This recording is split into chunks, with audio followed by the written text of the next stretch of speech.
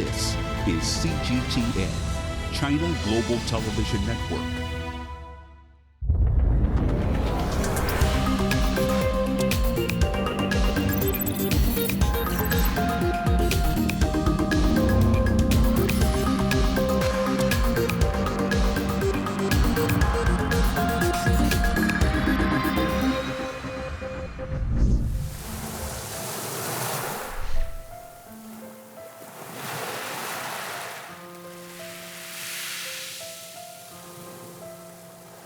Hello and welcome to our second biodiversity special.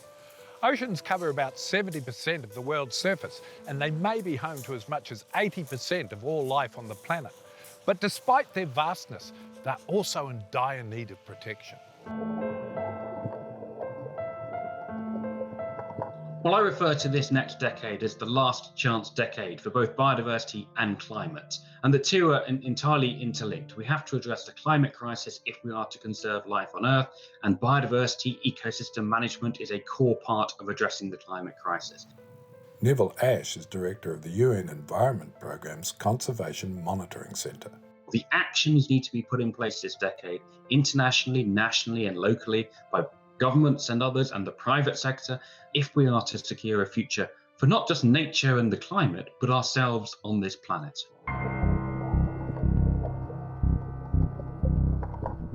Currently only 8% of the world's oceans are protected and only 2% from damaging or extractive practices. But the UN Global Biodiversity Framework attempts to change that by protecting 30% of the world's land and sea by 2030. And it's hoped this will be signed and adopted in Kunming, China next year. This is an international drive to expand the area of the planet under protection, both on land and at sea. For the last 10 years or so, the world has been embarked upon trying to achieve targets to expand protection of the sea to 10% and of the land to 17% by 2020. Now we're negotiating a series of new targets, and the aim is to increase the area of both land and sea under protection to 30% by 2030. Callum Roberts is a professor of marine conservation at Exeter University in the UK. He spent decades making the case for stronger protection of marine life. If we want to protect nature, if we want to stop the loss of biodiversity across the world, if we want to support fisheries, if we want to address the impacts of climate change, all of those things require us to be protecting more of nature.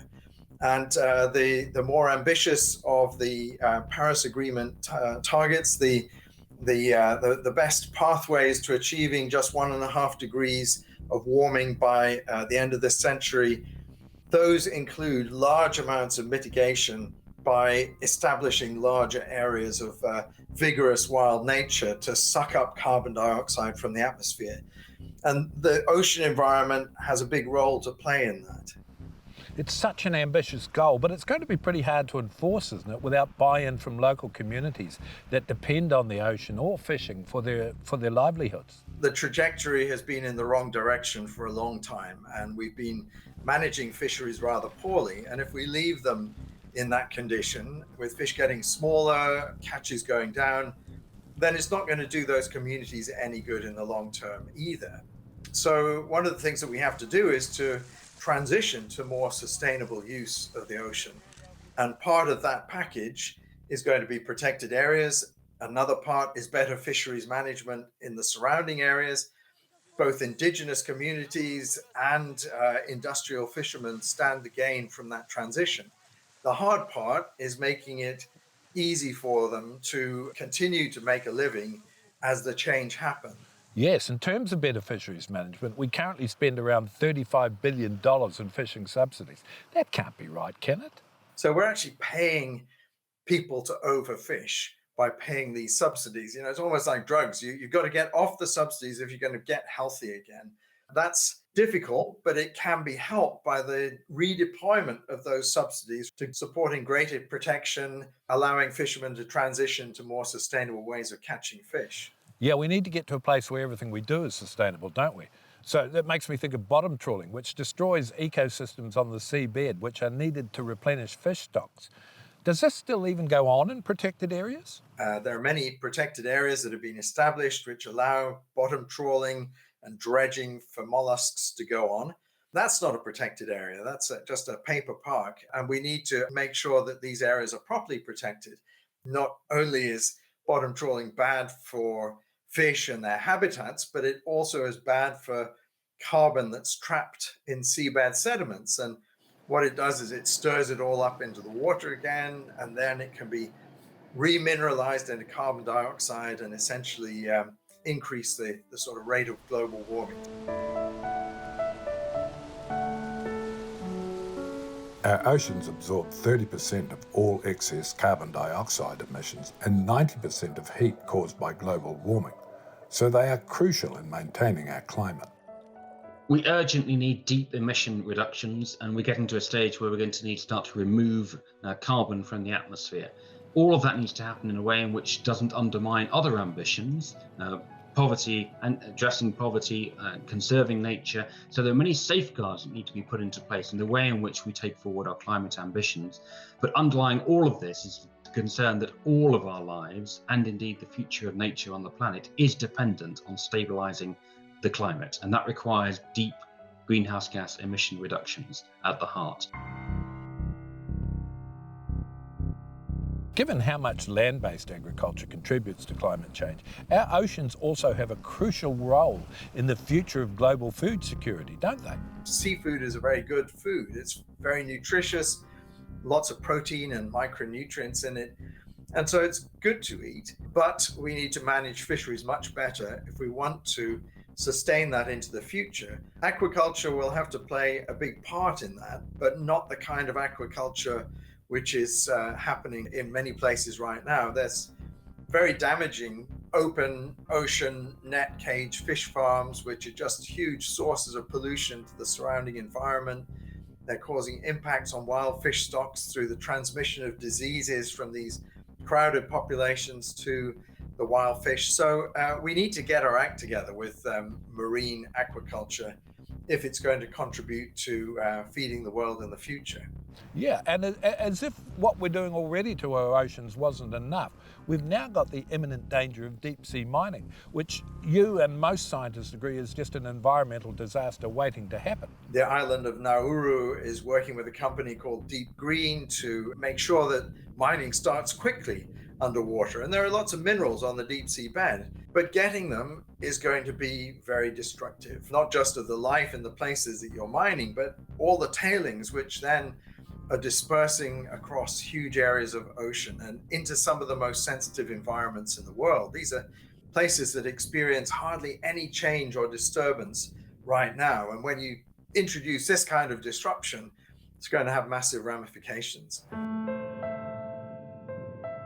Scientists agree that the 30 by 30 protections will make all the difference to the complex puzzle of climate change, biodiversity, and food security we currently face.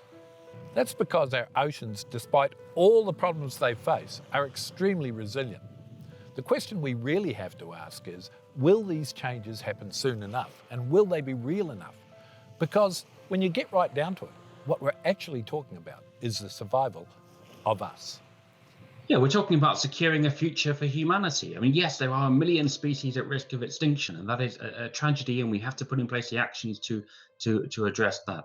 But actually, the consequence of that is not just for far-flung parts of the planet or species many people have never heard of, potentially, but for ourselves. Our food, our livelihoods, our societies, and our economies all depend on that nature.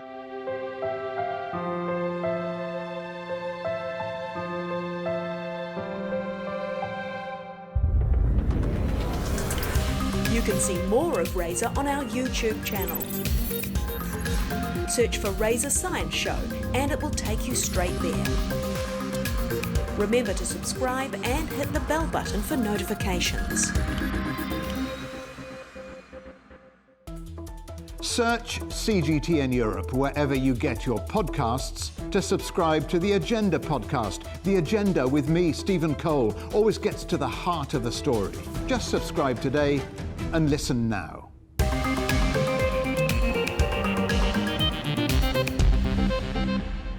Every year, millions of European eels head out there, travelling 5,000 kilometres to the Sargasso Sea to breed.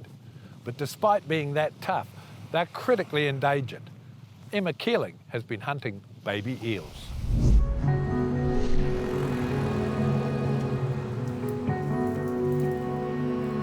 You can see the power in it. Staring into the murky current, we're awaiting the arrival of one of the oldest species on Earth.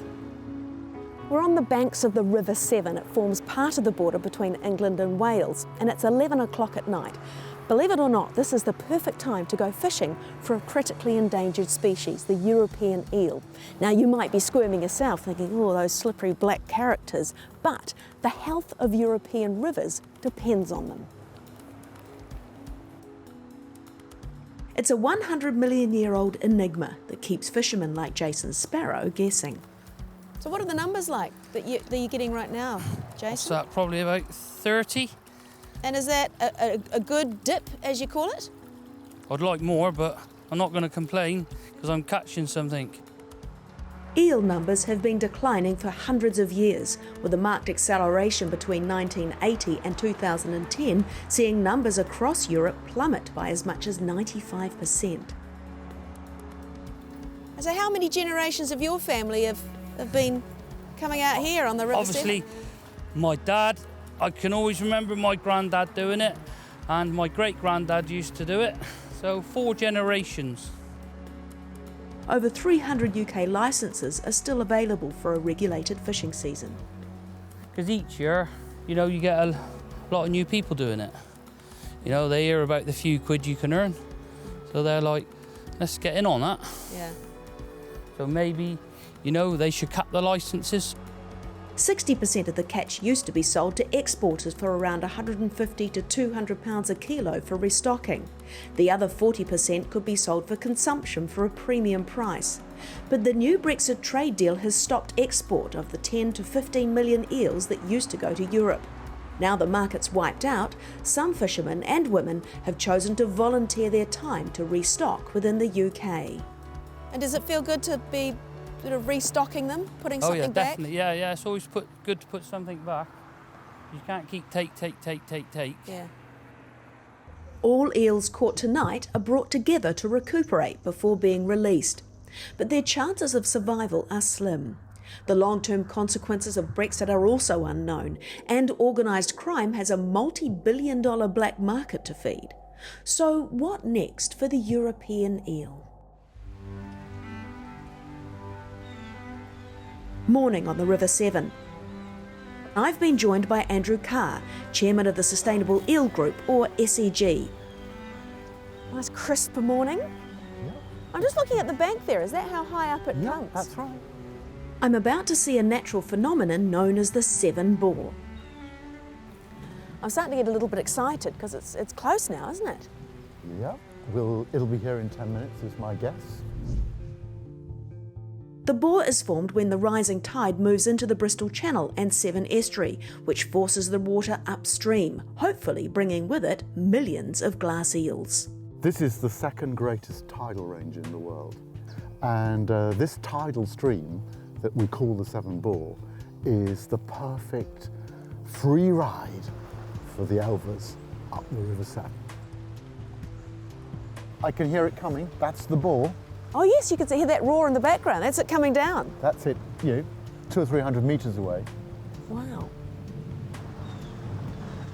Today it's more of a surge than some of the spectacular waves seen before, but you can see the water rise many metres in minutes. This occurs twice a day at certain times of the year and is associated with the full moon. The glass eels begin to arrive around February, peak in April, and can continue until June. And so where have they come from to be here in the Severn? The eel's life cycle is extraordinarily complex. It's a very long-lived species.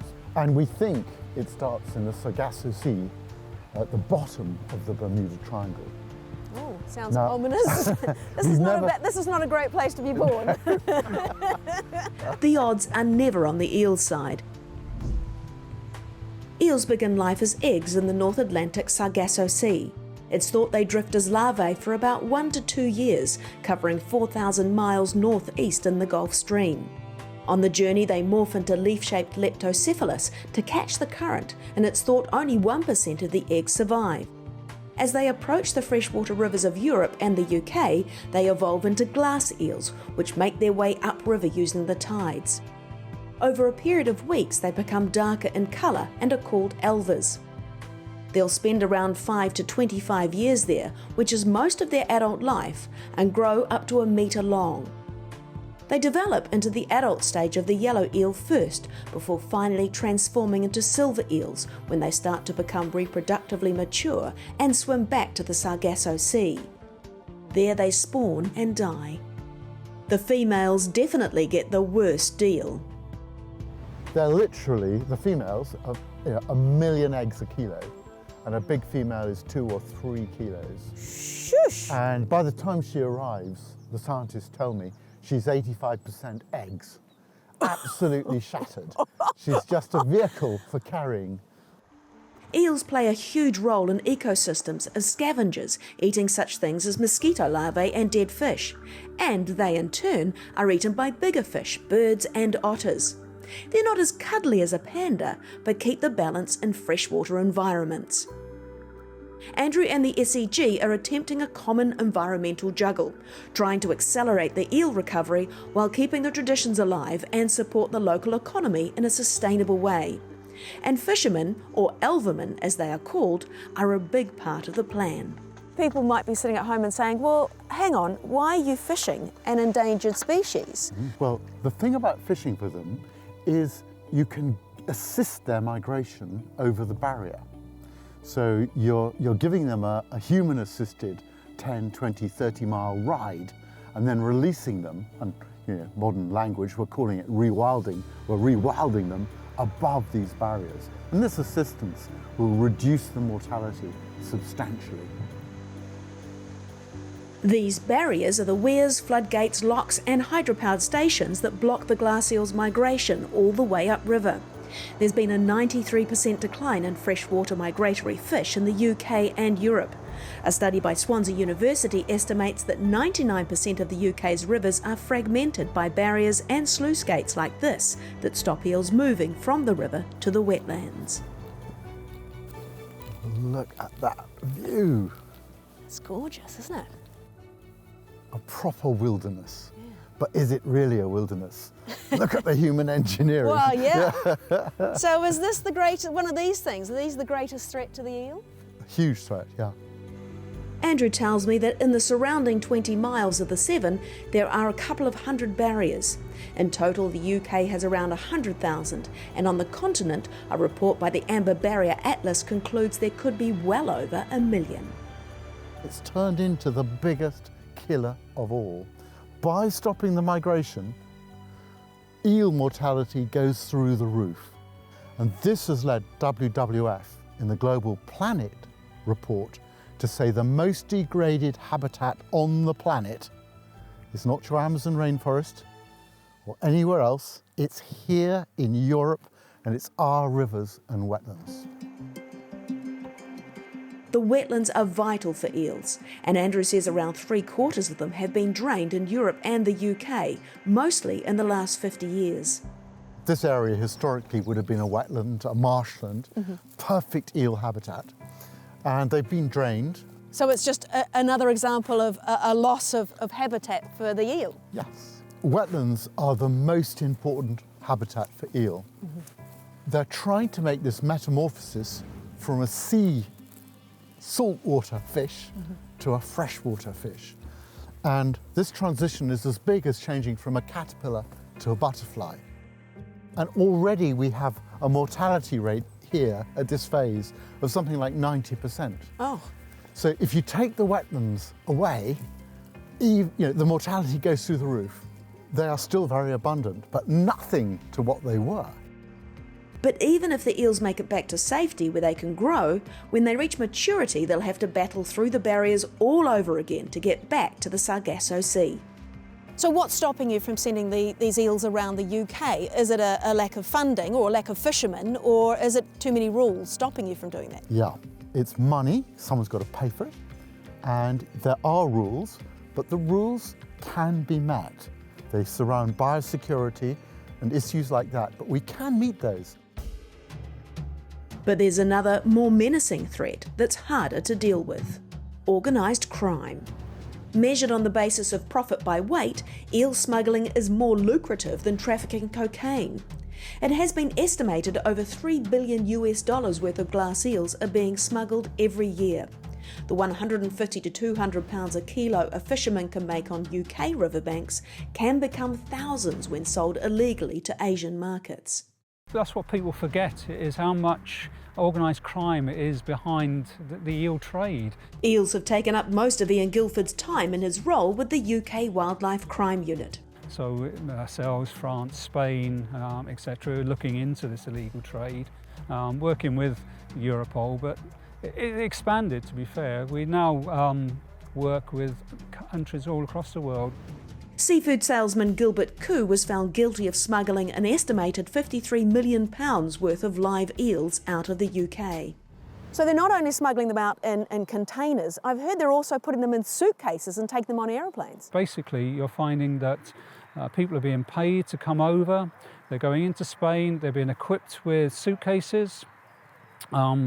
Then they go to the holding area where the glass eels have been stored for a short period just to settle them. They're then put into like plastic bags, aerated, a bit like your goldfish at a fair. And it's just taken on board a commercial flight, booked in as normal baggage. 48 hours maximum, you'll get a high return of live glass eels at the other end. Andrew is trying to show people what can be gained from restocking eel populations. Today, he's brought together eel fishermen and other supporters to celebrate the release of 100,000 glass eels caught by fishermen further downriver. The goal is to release over 2 million further upstream past barriers before the end of the fishing season. A magical day though today with the alvermen, getting them on side with you. Was that a sort of an important moment to sort of get them into the release program? Yes, very important. We've always had a few, but one of the successes of this program is it's reached out to others who were very suspicious of us. And there is a lot of distrust and a history of distrust. There's a book and a story on it called The Victorian Elver Wars. It goes back a long, long time. So yeah, collaborative leadership. We're trying to build links for a joined up agenda. You need them on your side. We do. They're part of the solution.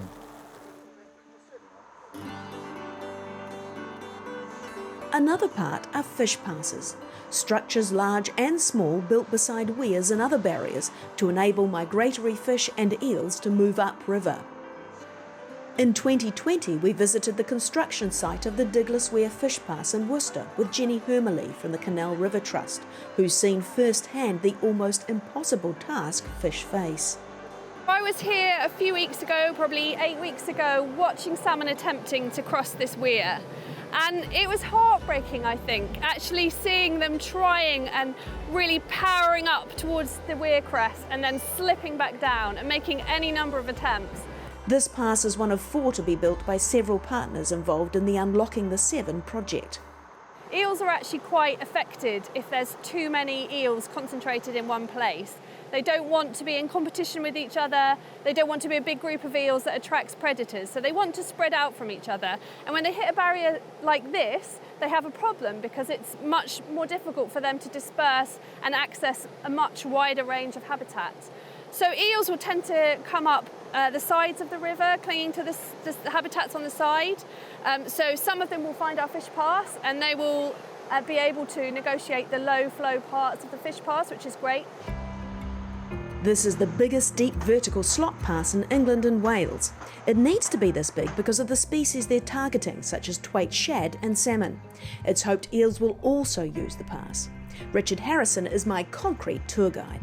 So Richard, so this is where they come upriver, and then what? This will be an open space there with the doors. Yeah, so they come upriver. They'll typically work their way across the weir. So we're quite fortunate the way the weir's angled here. So they'll naturally want to work their way to the entrance to the fish pass. So it's 100 metres long, is that right? 100 metres long, 8 metres wide, 8 metres deep. Yeah. Let's go down. I want to see this 8 metres deep bit. You're going to fit a lot of fish in here, Richard. Hopefully. Ready for the whales to come in. Apparently it'll fit 36 blue whales. Oh, now Yeah. that's a good stat to have for Christmas parties. I feel like we're going downhill. Is that right? We are going downhill at the moment, Okay. and which will effectively be uphill for the fish because they'll be working their way through the fish pass in that way. Okay. So each of these areas is slightly stepped down, so they're going to be stepped up. Why haven't you just got one big long chute? So behind us here we've got a 2 metre plus high weir. So in the fish, the way that the dynamics of how the fish will work is they can only go up certain gradients at a time, which is why we've got here a sequence of 11 pools in total, and each one's got a gradient gain of about 200 millimetres to roughly correspond with the height of the weir to enable them to slowly work their way through and not have too much flow, which will prevent them from working their way through the fish pass.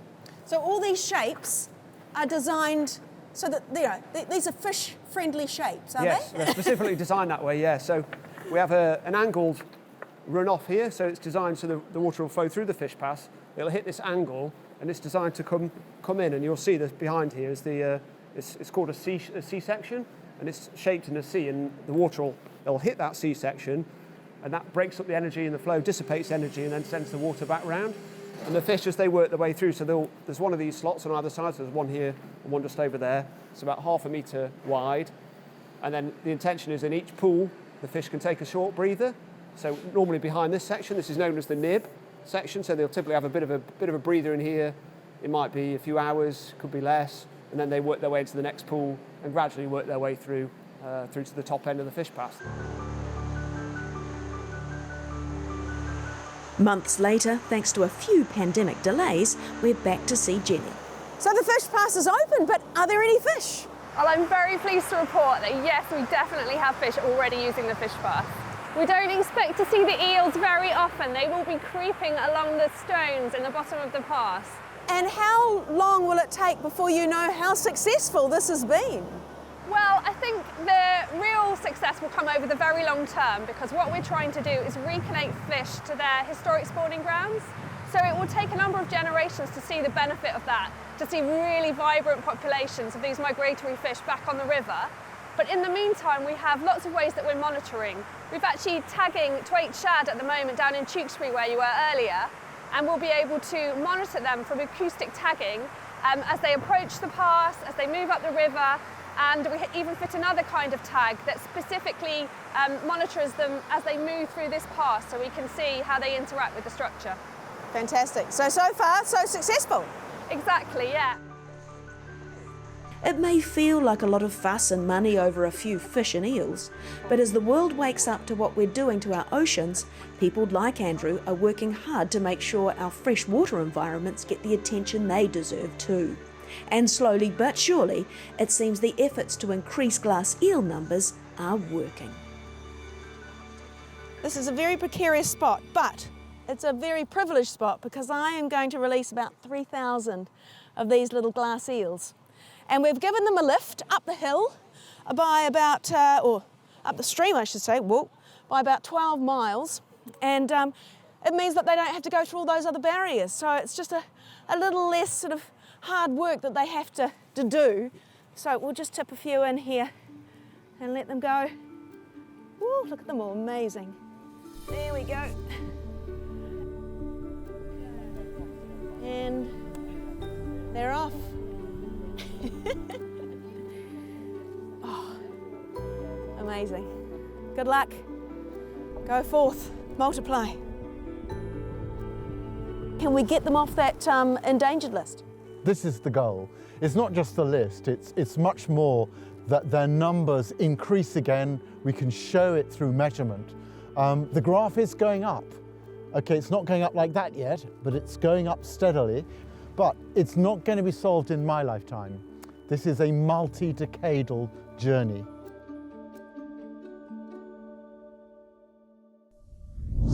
We'll continue to bring you stories about the world's biodiversity as we go on, but that's it for this week.